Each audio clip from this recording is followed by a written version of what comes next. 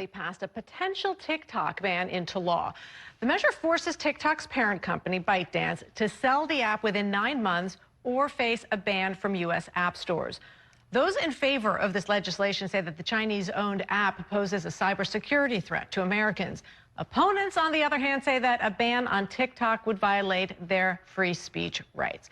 We asked followers on social media, should TikTok be banned in the U.S.? These are the results of our very unofficial poll. This is what Twitter said. 52%, as you can see there, on Twitter it was 62% voting for the ban, 37% against the ban. On Instagram is where the 52% number came out as, voting in favor of the ban, 48% voting against the ban. So both of those cases, the majority do want to see this ban put in place. Joining me now to talk more about this topic, Congressman Ritchie Torres, who represents New York's 15th Congressional District, joining us from D.C., and Kaisha Hughley, an actor and content creator, joining me here in the studio. Thank you both for coming on to talk about this. And I'm going to start with the Congressman. You were a big supporter of this bill. Tell us why you think it is important now that this is law. Well, it's an honor to be here. It's important to set the record straight. So the legislation is not a ban on TikTok. It's a divestment. It's a forced sale of TikTok. And the purpose of the legislation is not to target the communicative or expressive activity on the platform. It's to target hostile foreign ownership. The federal government believes that TikTok is a prohibitive national security risk. TikTok is owned by ByteDance, which is subject to the control of the Chinese Communist Party. TikTok collects vast quantities of data, about 170 million Americans, and ByteDance is required by law to report that data to the Chinese government. And we consider that a national security risk that's too glaring to ignore. Kaisha, you actually made a TikTok about this. Tell me what you just heard from the congressman and why you don't feel that this law should have been signed. Well, first of all, thank you for having me. I think that for myself as a content creator and someone who gains income from being on TikTok, it is something that poses a major threat to my business and what I'm able to do when it comes to creating sustainable income for myself as a creator. I do understand that although the ban is in a place where if it is sold, there's a potential for TikTok to stay. But if that doesn't happen, then the app will be banned from the App Store. You won't be able to download or access the app legally. And so that would mean that the 170 million users that are on TikTok in the US are not able to engage and access the app. To your point, we're looking here at some of your content that you've created. I just want to play what the head of TikTok put out in reaction to the passage of this bill, and get your reaction, Congressman Torres. But first, I just want to play that for both of you. It's actually ironic because the freedom of expression on TikTok reflects the same American values that make the United States a beacon of freedom.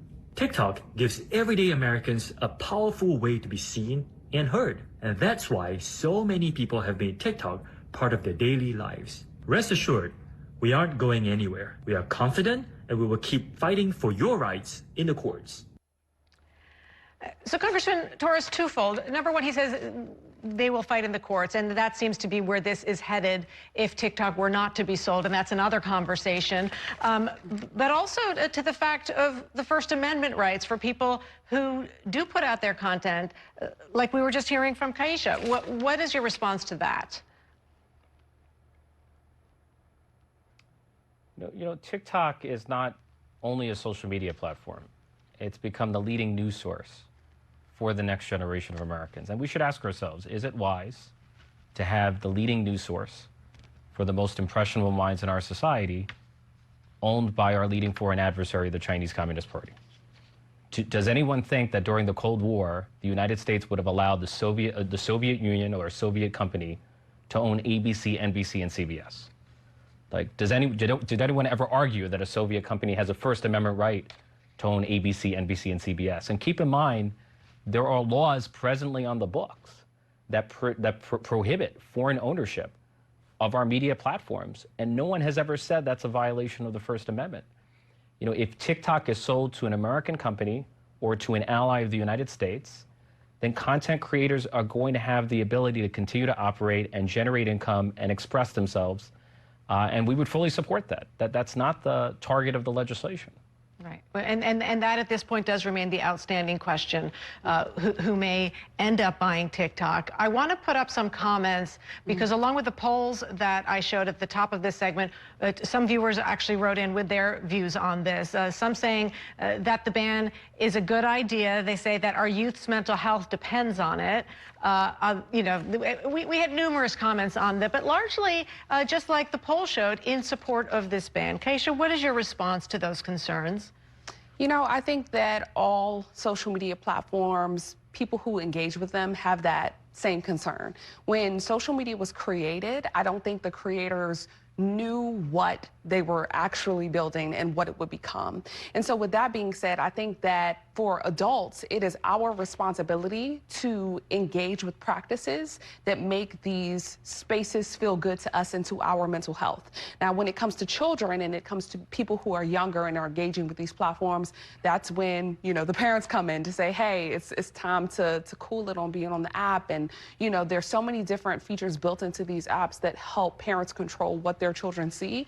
Now, I will be the first to admit that there's so much access when it comes to all social media platforms. However, I think that if we continue to be intentional with how we use them, then we could, you know, kind of address some of those concerns about mental health and, you know, how these different visuals make us feel.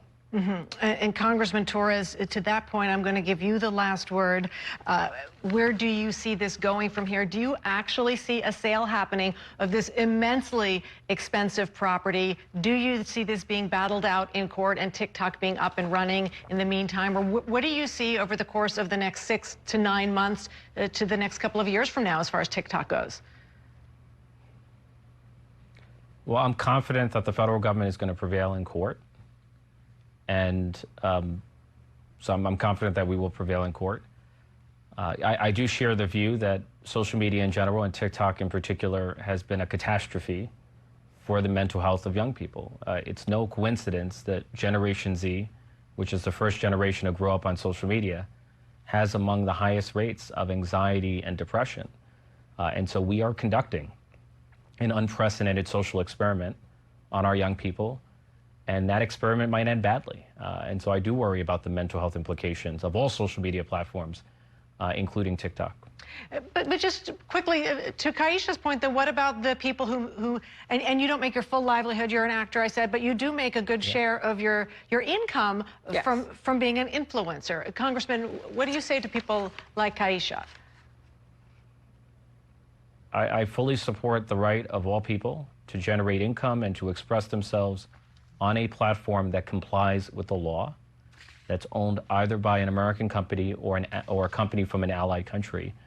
But as a member of the federal government, I took an oath to defend and protect the people of the United States, and we cannot stand by idly while a foreign government is collecting vast quantities of information about our citizens. That would be a betrayal of national security.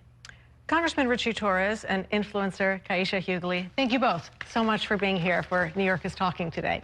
Thank you so much.